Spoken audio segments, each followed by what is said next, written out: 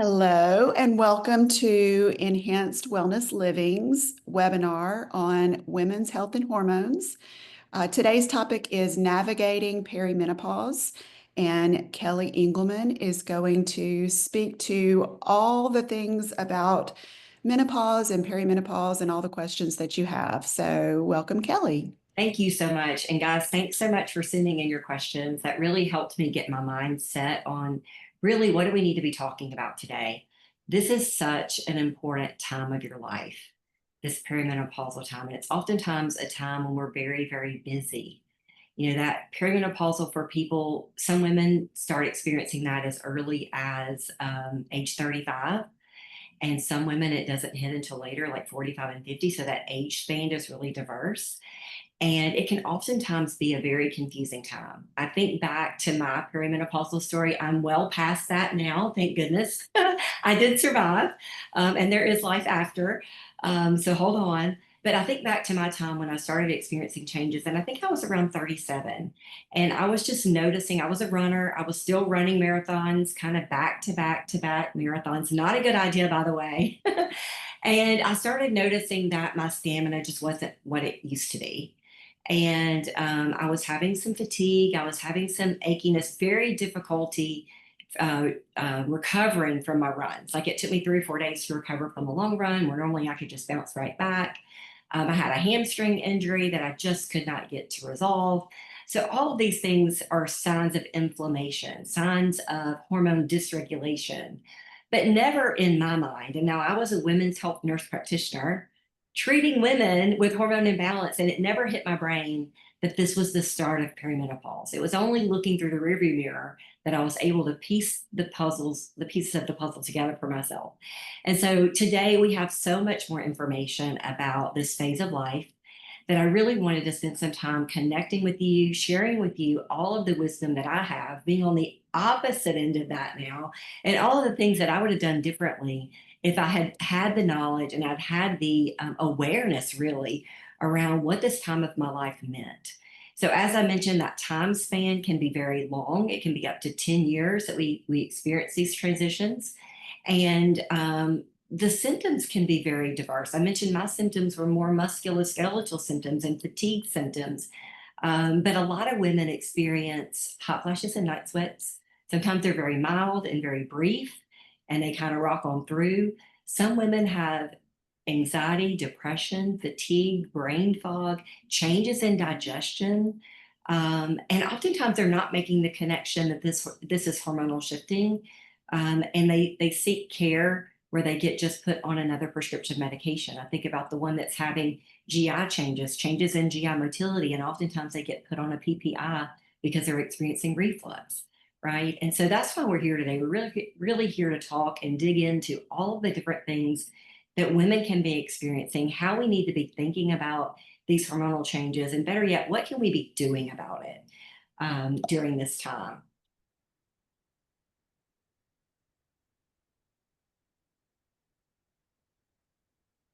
So when I think about hormones, I think about production. You know, how much hormone are we producing? I think about how is our body processing those hormones. I think about processing.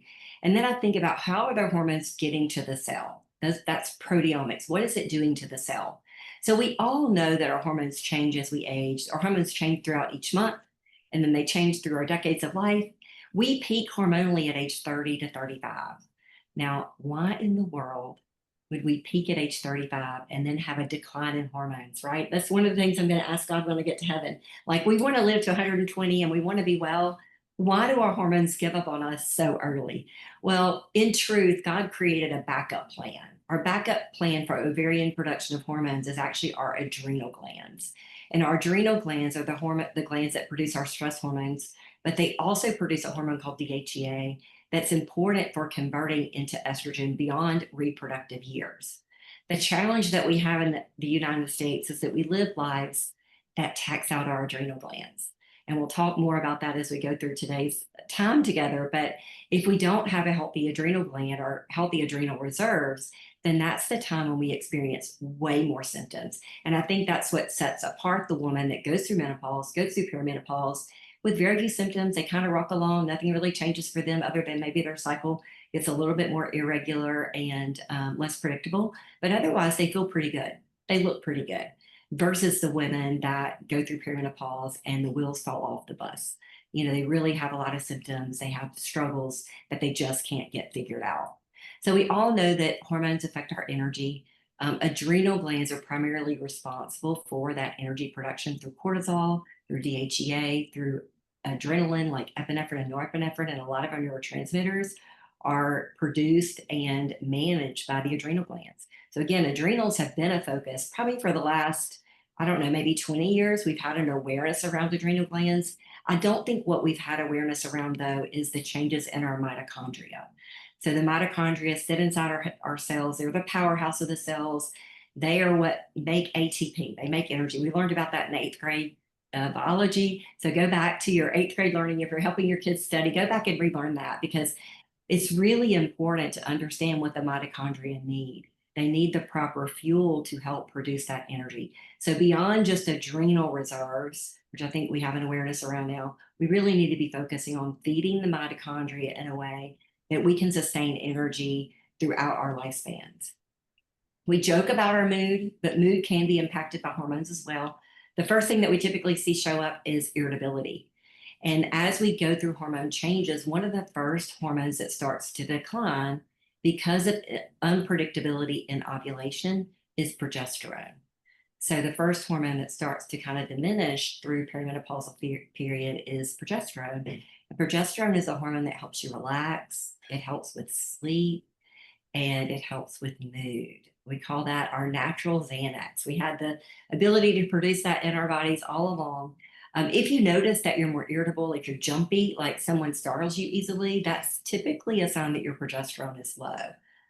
So progesterone is really easy to support, and we'll talk about how to do that. I mentioned metabolism, how metabolism will slow down. Part of that's mitochondrial driven. Part of that's how we're controlling our insulin and our cortisol. So I mentioned stress and cortisol and adrenals, and that's all really important.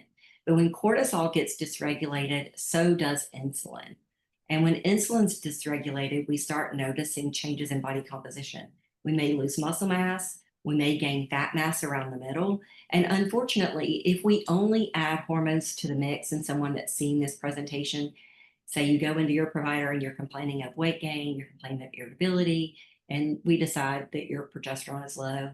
And if the only thing that we do is add progesterone to your formula, you will have ongoing weight gain. And that's very frustrating. You may feel a little better, you may sleep a little better, but you will have some weight gain. And that's because we haven't dealt with the issues of cortisol and insulin. And I don't think anybody wants to gain weight when they go on their hormones. So that's one of the foundational things that we'll do is let's work on blood sugar control. Let's work on glucose control. Let's work on insulin and cortisol before we start adding those hormones to the mix so that we don't cause more problems than we're solving. I think we all know that hormones are really important for reproductive health. And unfortunately, women are waiting until later to have babies today. And so you may not be thinking about having babies until you're hitting 30 to 35. Well, you could be hitting that perimenopausal period during that time. So reproductive health is really important to consider sooner rather than later. And what is your plan for reproduction? What are your options for reproduction? And how do we preserve ovarian function and ovarian reserve of eggs so that you can have the reproductive experience that you want to have? And then I think at the end of the day, we all want to age gracefully. I get to sit with women that are postmenopausal, and a lot of their goals revolve around, I just want to move well. I want to keep up with my family. All of that ability to do that starts at a much younger age. It starts in our 30s. And if you're past 30, that's okay. It's never too late to start.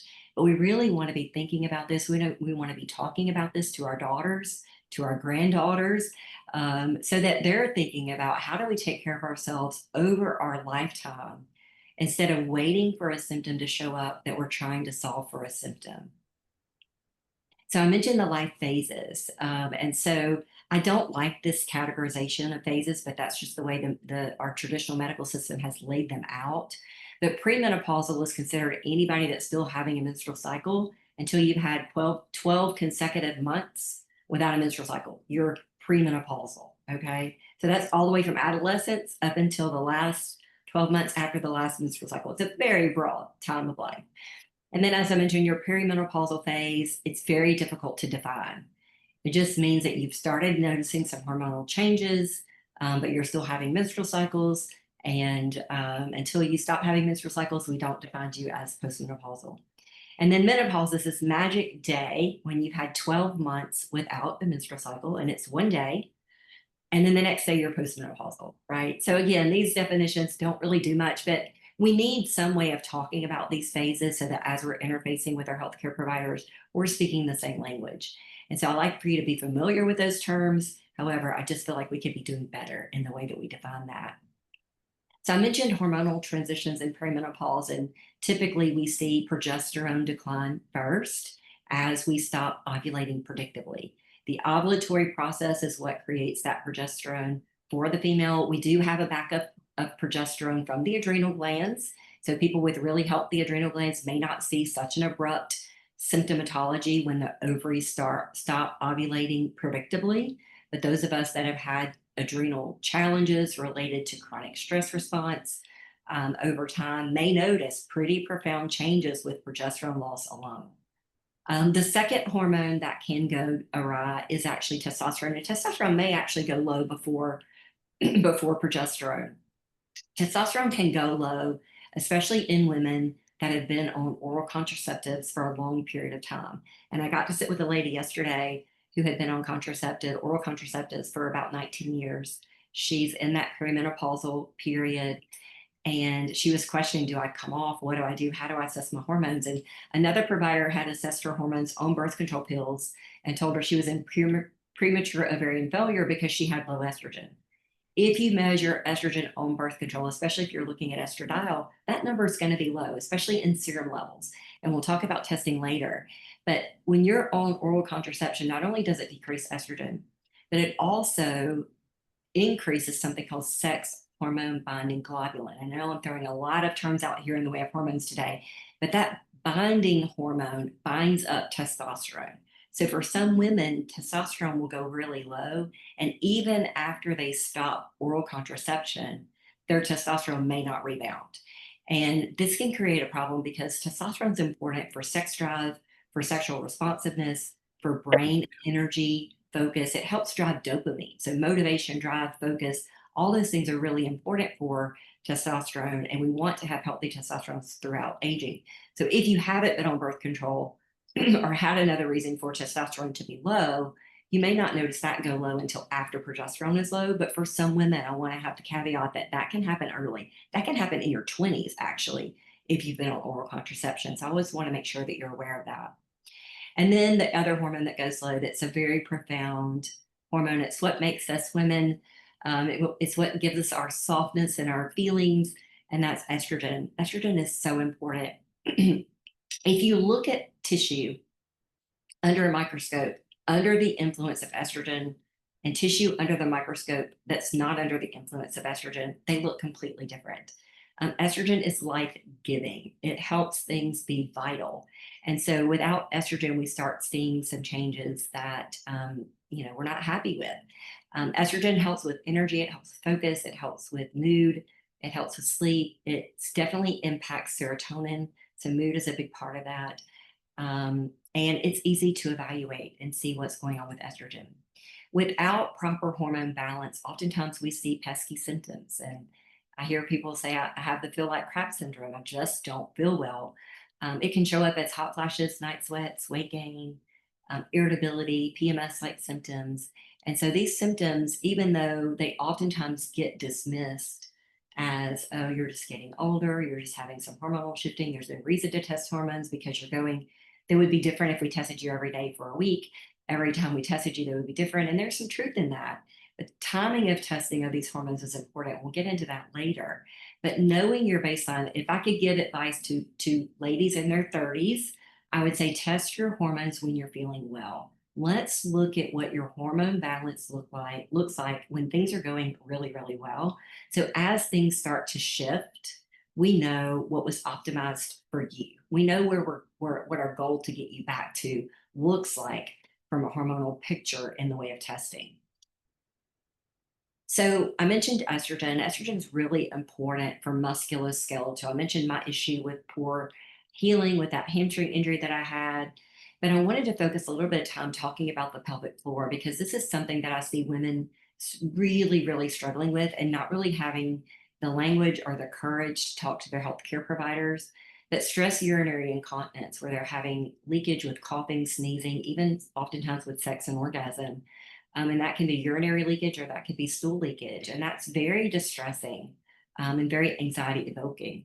That can happen because of hormonal shifting. Okay. It can also happen because of pregnancy and gravity and things like that, but it doesn't have to be that way. Some women who have never had children have the same exact issues, and it has to do with hormone changes. The solution to help resolve the issue is going to revolve around the conversation of what started it and the progression. So oftentimes it's as simple as using a vaginal estrogen. Sometimes vaginal estrogen, especially around that urethra, can help stimulate collagen production so that urethra doesn't get laxicity and cause stress urinary incontinence. So sometimes it's as simple as something like that. Sometimes it's more complicated and we have to use tools to help bring blood flow to the area.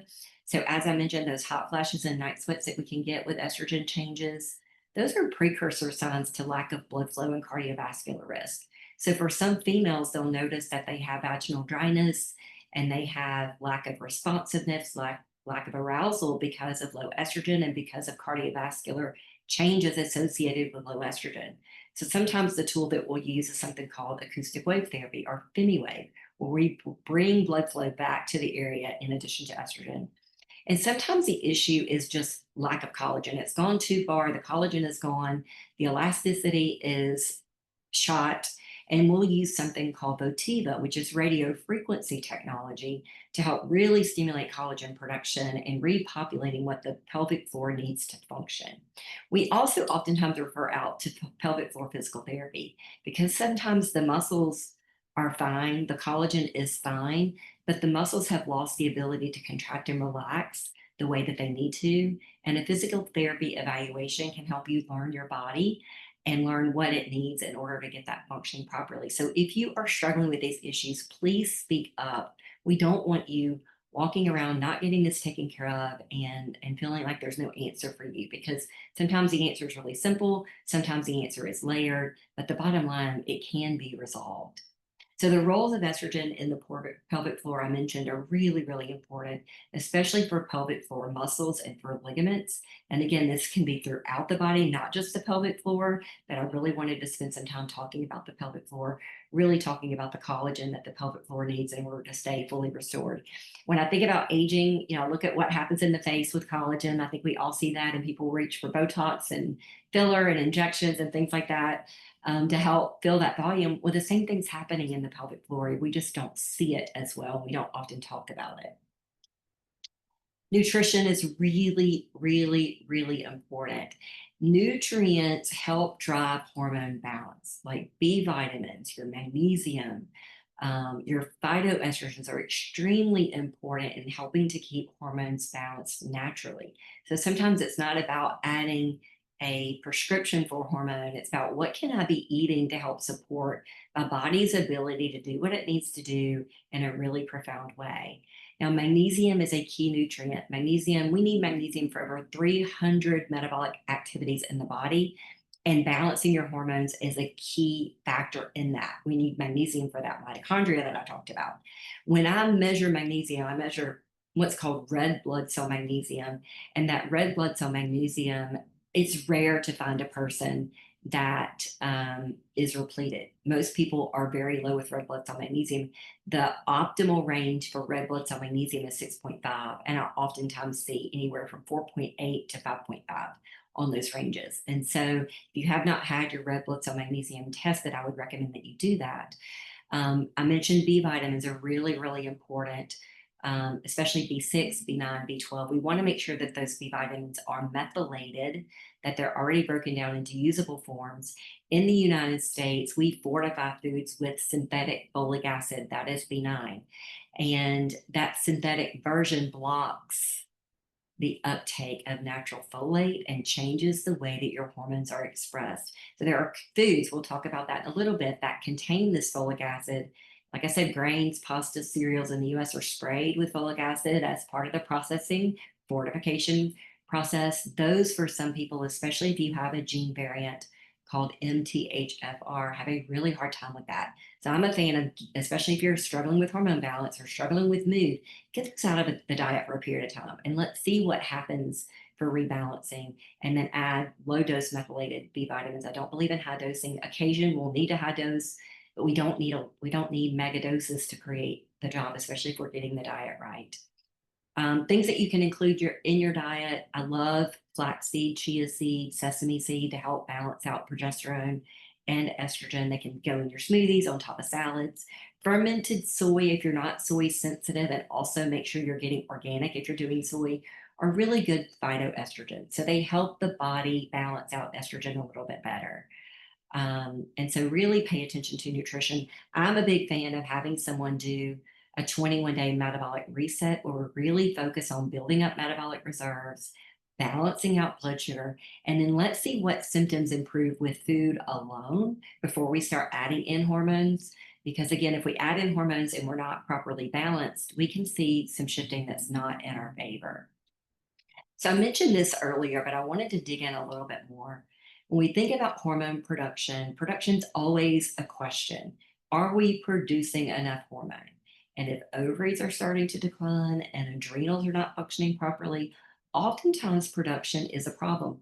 I also like to look at thyroid function when I'm looking at hormone balance because there's such an interplay between your stress hormones, which are produced by the adrenal glands, your sex hormones, which are primarily produced by the ovaries, some produced by the adrenals, and then your thyroid.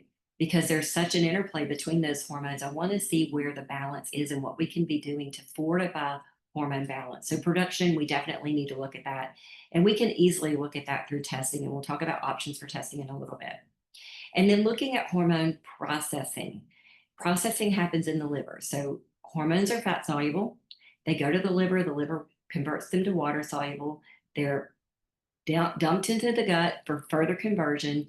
There are key bacteria in your gut that have to be there in order to convert that hormone to an excretable form. Otherwise, you recycle that hormone. So we see women all the time with estrogen dominance. I'm sure you've heard that term if you've been on YouTube, if you've been on any of the social media platforms, everybody's talking about estrogen dominance.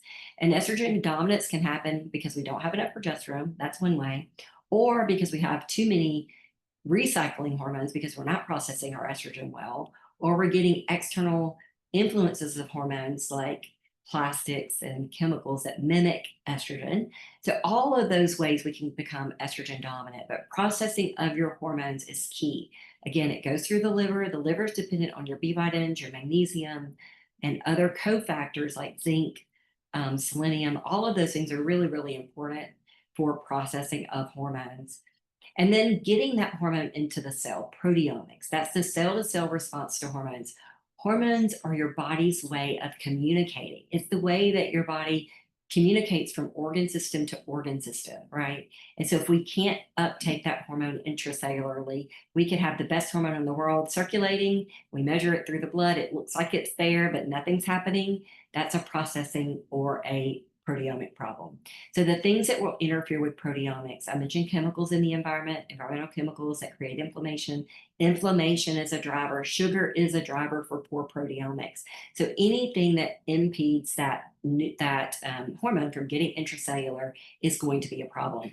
The other thing that's a problem, back in the late 80s, early 90s, there was a lot of trans fat used in our food production. And trans fats were in all the fat-free products, and we consumed those in excess because we were convinced that fat was the enemy at that time.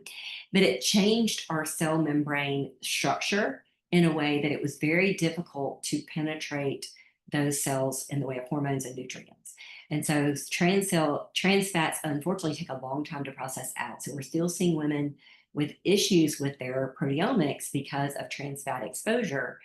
And there are ways to rehab that. So when we're looking at hormone balance and enhanced wellness living, we're looking at all of this. And we're working on all of this because if we're only focusing on production and we're only giving you a hormone to replace what you are not producing, but we're not paying attention to the processing part or to the proteomic part, we can really get ourselves into a mess in the way of symptoms and also in the way of risk. So I alluded to the fact that we have some endocrine disruptors in our environment. And the number one endocrine disruptor that we all consume is sugar. And so sugar is the number one inflammagen. So if you could do one thing for yourself, it would be let's get sugar out of the diet or really, really minimize sugar. I know that sugar cravings are a thing. I know they are real and I know they are a monster. I have a secret weapon for sugar cravings, and we use it here in the practice called Clear Light. It really helps. Number one, nourish you. It's a multivitamin and mineral powder that you can throw into a smoothie, but it helps with the a lot of times sugar cravings are caused because you're macronutrient deficient. You're not having enough minerals. And so it really helps plug the nutritional holes and stops the cravings. So if I ever get into a pattern of just craving, I'll go back on my Clear Bite. Usually use it once a day, but I'll bump it up to 2 or 3 times a day for a few days, and it knocks those cravings right out. So sugar is the enemy. And I know it feels like you're fighting yourself when you're dealing with sugar. If sugar is a challenge and you just absolutely cannot break that sugar cycle, sometimes that is a sign that you have an overgrowth of candida or yeast that you're dealing with. And every time you try to pull away the sugar, that raises its ugly head and starts creating symptoms for you. So if you're struggling with that, please get an evaluation and get treated in a proper way. The other thing that can be hormone disruptors that we don't think about is some of the foods that we're eating with dairy. Dairy in the United States has a lot of hormone disruptors in it. And so that can disrupt hormones. It also looks like gluten to the immune systems. If you're gluten reactive, it's very common for you to have a reaction to casein, the protein in dairy. And then gluten. Gluten has been deemed an enemy, right? And it's not just gluten, it's the genetic modification of the gluten. You can go to Europe a lot of times, eat that and be fine because it's not genetically modified and it's not sprayed with glyphosate. And so in the US, we genetically modify our wheat and then we spray it with glyphosate before harvest. And glyphosate is Roundup and it destroys our gut microbiome and it can really wreak havoc on our hormone balance. And so it's not that bread is necessarily bad, it's what we've done to the bread that makes it so bad. Environmental toxins like heavy metals, chemicals in the environment, caffeine and alcohol. Nobody ever likes to talk about caffeine and alcohol, but they are real endocrine disruptors. Caffeine contains an enzyme that diminishes your ability to process hormones. And so it's oftentimes appropriate to pull caffeine away for a week or two, maybe 3 weeks. And let's see, what does your body do without caffeine? Unfortunately, we've learned to use caffeine as a crutch for energy, and we think we can't survive without it. But oftentimes, getting that caffeine, doing a washout period, and then if you choose to add back green tea. It's a very natural, soothing caffeine, and it's calming, and it does not affect the liver in the same way that coffee does. Or when you add coffee back, add back an organic coffee that doesn't have all the environmental pollutants that typical coffee. Alcohol, alcohol can be a challenge. Alcohol can drive up cortisol. It can disrupt sleep. It can create histamine burdens. And so if you're not sleeping well and you're consuming alcohol, I would encourage you to get that out and let's see what the body does without it. And then maybe adjust your alcohol consumption to earlier in the day instead of in the evening to make sure that you're clearing that before you go to bed, but minimize as much as possible. We say 2 drinks a week probably isn't creating a problem, but the recent studies on females coming out on alcohol consumption show that definitely breast cancer risks go up with alcohol consumption and even wine. And so, yeah, I hate to be the bearer of bad news, but that's what's pointing in the research today. Lack of exercise, our bodies are meant to move. A lot of magic things happen metabolically when we move our body, balancing out cortisol, balancing out blood sugar, super, super important. So how do you move your body? A lot of times during this perimenopausal phase of life, we've gotten into patterns where we're doing really high intensity workouts. Especially if we start seeing weight gain, we just work out harder. And oftentimes that's the opposite of what we need to be doing. So I'm a big fan of working out. I'm a big fan of moving your body. I think that's what needs to happen. But how you move your body is going to be dependent on what your hormones are telling us. So I'm a big fan of yoga. I'm a big fan of Pilates, really big fan of Pilates, walking, being outside, playing with your children, forced functional movement, like picking up things, moving things in a very appropriate way can go a long way of just keeping that body functional. But exercise is something that's non-negotiable. You need to be moving your body every day. And then I save stress for last because this can be a really sensitive topic. I know for me it was, anytime someone told me that I didn't need to be running or that my stress was out of control, I just kind of put up a wall and I was like, I've got things to do. I've got 4 children. I'm working on a second master's degree. I would list all the things during the time I was going through my perimenopausal period as to why I couldn't make changes. But the truth of the matter is, cumulative stress over time, whether that's a physical stressor, like I mentioned, poor blood sugar control, anemia, having food sensitivities, and you're eating those foods. Those are physical stressors that your body's enduring on a daily basis. I mentioned candida, having something going on in the gut microbiome that's draining the body. Those are physical stressors that the body's having to compensate for. And then there's environmental stressors that we just talked about, the chemicals that we're exposed to throughout our day-to-day life. Those can be cumulative and additive over time as we're encountering those chemical stressors. If our body doesn't have enough nutrients to outprocess that chemical, your body will store that chemical as a fat cell or in your fat cells. And so sometimes your weight gain has to do with chemical burden, right? It's not calories in and calories out. That's when that equation kind of goes out the window during perimenopause. And it's more about toxic burden over time and chronic stress over time. And then there's situational stress, right? We all know there's an element of situational stress. If we live in the US today, there's no shortage of things to be stressed about. But it's how we have perceived that stress and how we have managed that stress over time that really dictates how it shows up in our physiology. So all of these things, or any of those things, can create hormone disruption. We need to be aware of that so that we're designing a lifestyle in a way that helps us mitigate that, right? We can't get rid of all these things, but we can certainly mitigate them. We can certainly learn our bodies enough to know what's affecting me and what is okay for me, right? Learning that balance. So here's some quick tips. I always like to leave you with the little tips that are easy to implement so that you don't feel so overwhelmed, because we've talked about a lot today. But everything from the things you put on your skin to the food that you eat, the water you drink, have the potential to create a burden, and we just want to be aware of that. So the things that we clean our house with, that's an easy thing to change. So using simple things like baking soda and vinegar, or water and vinegar, hydrogen peroxide, instead of all these sprays that contain those chemicals that can oftentimes create hormone disruption. Really, really thinking about how you're setting up your life. Are you getting enough sleep? We say 7 to 9 hours for most females. So looking at how much am I really getting? I'm a big fan of the Oura Ring for tracking that, because I think we can deceive ourselves in how much sleep we're getting. I think we can deceive ourselves in how our stress level is showing up. I think we can deceive ourselves in how much we're moving our bodies, or at least I can. So I love having the Oura Ring to track and trend over time what my body's doing and how my body has adapted to the stress that it's under. Because one of the things that the Oura Ring will show you is actually show you your resilience status. And that's really where it's all out. We want you to be resilient. Life is going to happen. We're going to have stress, but we want you to be able to bounce back. We want you to have enough metabolic reserves in your tank to where you can bounce back right away. So making sure you're protecting your sleep, making sure that you're getting adequate hydration. That's something that's not talked about often enough.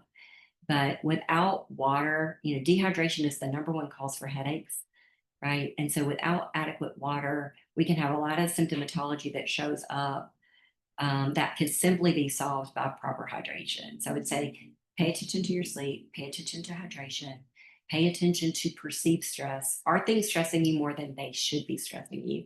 And then what do you need to be doing about that, right? We talk about some healthy swaps for, just decreasing toxic burden, like your plastic water bottle.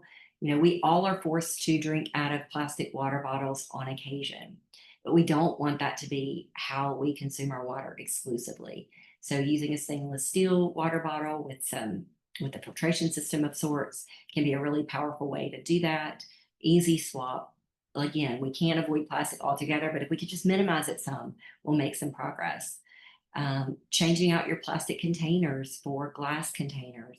I would prefer not microwaving at all, but if you microwave, please don't microwave in plastic, because you're just baking that plastic right into your product and into your body, and it will definitely disrupt your hormones. And then looking at your cookware, there is, in my opinion, no safe nonstick cookware. I've looked at all of them as recent as about a month ago. And so using stainless steel or cast iron, kind of changing those things out, and don't overwhelm yourself with changes, but um, pick one thing at a time, one thing a month that you can change out. And as you're running out of product, when you're making those swaps, just make those swaps. Keep it top of mind. It'll go a long way. So the prescription for hormone balance really goes down to the basics. Yes, we need to understand production. We need to support what's not there. But supporting blood sugar balance is a key way to balance your hormones. When you have blood sugar dysregulation, that can oftentimes show up as anxiety, depression, irritability, um, panic even. I've seen people have panic attacks and it's actually a low blood sugar episode. And then insomnia. So that's oftentimes the way poor blood sugar shows up in this phase of life. Sometimes hunger, sometimes shaky, jittery, but not always. It's not always the classic symptoms of blood sugar control. And what we do know is if we can help balance out blood sugar, in response to that, we balance out insulin and cortisol, and it gives us a nice buffer for our sex hormones. Then our body can focus on producing sex hormones and not just chasing our stress response from day to day. Reducing the plastics that we're being exposed to, I mentioned that earlier, and intentionally just like, what are we doing that's plastic that we can be transitioning to something else? Being aware of your stress response, being aware of your perceived stress, getting rid of the things that we can get rid of, saying no to the things that we can say no to, and really prioritizing the things that are important. There are some things worth stressing over, but not many. And so pick your battles, pick the things that you're willing to stress over, and then really addressing underlying drivers of inflammation. And I can't stress this enough, whether that's having poor body composition, whether that's having sleep apnea, diabetes, thyroid issues, we need to address those underlying causes so that our body can balance out. Your body is constantly trying to heal, and I give you permission to be the CEO of your body. You can tell your body what you want it to do and guide it to do those things, and it will most of the time behave if we have the right knowledge and we have the right tools in place to make that done. And so I talked about testing earlier. How in the world do we test? Blood testing is gold standard, but it has many, many limitations. When we're looking at blood testing, we're only looking at production. We're not looking at processing and we're not looking at proteomics. And so it can be very deceiving. A lot of times we get those hormone levels back and they look beautiful. As I mentioned yesterday, I sat with the woman that was on oral contraception. She went into her provider. They did blood testing, told her estrogen was low and that she had premature ovarian failure. I don't know if she has premature ovarian failure. She's on birth control pills. There's no way to assess for that, right? Unless she comes off the birth control pills. We can't assess that properly on the birth control pills because birth control pills suppress ovarian output. Okay. So it gets really tricky when we're dealing with trying to assess these hormones during this phase if we're not asking the right questions to the patient to know how to properly test to find out the information that we're trying to find out. So blood testing is a thing. If you're having predictable periods and you're feeling generally well and wanting to get a baseline, blood testing, there's nothing wrong with that. I do recommend blood testing between day 19 and 21 of your menstrual cycle. So day 1 would be the first day you bleed. You count forward to day 19 or 21. So wherever that falls that you could get into the lab, have your blood labs drawn. I do think there's value in that. If you're having a lot of challenges with your hormones, I do believe in testing a little bit deeper. And deeper would mean either salivary testing or urinary testing or a combination of those. Salivary testing is going to be looking at free levels, the hormone that can potentially get intracellular. So it tells us a little bit more than what we can learn about blood testing. It's a kit that you take home, you collect it over the course of the day, and then you send it off to the lab and they send us a report. But it's a nice, convenient way to test, and it gives us a little bit more information than we can get from blood testing alone. And then I mentioned urinary testing. It's one of my favorite ways to test sex hormones and adrenal hormones and melatonin. It's a nice little kit that you take home to collect urine over the course of the day. And we can see, are you methylating your hormones well? How are you processing your testosterone? Are you making enough melatonin? Do you have enough key nutrients like B12 and B6 to manage hormones properly? Are we producing oxidative stress? Are we producing DNA damage that would put us at risk if we're on hormone replacement therapy? So I really love doing the Dutch testing for patients that are wanting to pursue optimal hormones. It's something that if someone is on hormone replacement therapy with me, I recommend that we do at least once a year. If we're having changes in hormones, I would recommend more often, but at least once a year in order for us to make really, really good decisions about what needs to happen next. Because you have participated in this Women's Health Summit, we are offering some discounts on our lab testing. And we can only offer those discounts on lab testing because we have really good partners with Dutch, and they are able to offer us some discounts on testing so we can pass that discount on to you guys. And I'm happy to do that because I do think it's a very, very unique test and a very informative test. So if that's something that you want to take advantage of, please reach out and let us know so that we can help you facilitate that process. If you want to connect with us more, this conversation today is just the start of a conversation, right? It's not the finish of a conversation. If you're a current patient, I hope this has inspired you to write down questions that you really want to dig into at the time of your visit. Sometimes when you come into your visit, there's so much to talk about that you forget about really asking the questions that keep you up at night about your hormones. So if you're a current patient, please take notes and please make sure that you ask those questions when you come in to visit one of us for your next appointment. If you're not a patient and you're considering, what are my options for hormone balancing? What do I want to do to help make sure that I'm laying the foundation to have good function now, but also great function later? We would love to see you. Get an appointment, come in and see one of us, and let us help you map out your hormonal journey. And really, our goal truly is to help you understand your body, help you understand what's going on, how is the environment affecting your hormone balance, and then what are the things that you need to have in place in your lifestyle to get yourself back to balance, or if you're balanced, to keep you balanced long term. So connect with us. We're on Facebook, we're on Instagram, we do have a website. Our website is immaculately updated, and there's just a wealth of information. If you do nothing but peruse the website and really look at the recipes and look at some tips and the blogs that we have to help you kind of understand hormone balance in a very different way, you would have done yourself a good service. So dig in there. We would love to connect with you. If you have more questions, again, this is the start of a conversation. If you have more questions that I didn't get in today and you want me to dig in deeper, please send those over to my team so that we can get another time together and have more questions answered. So I'm going to end this now. And like I said, if you want to connect, we have our numbers listed there. We want to connect with you. And again, we just want to be part of the solution to help you live life well.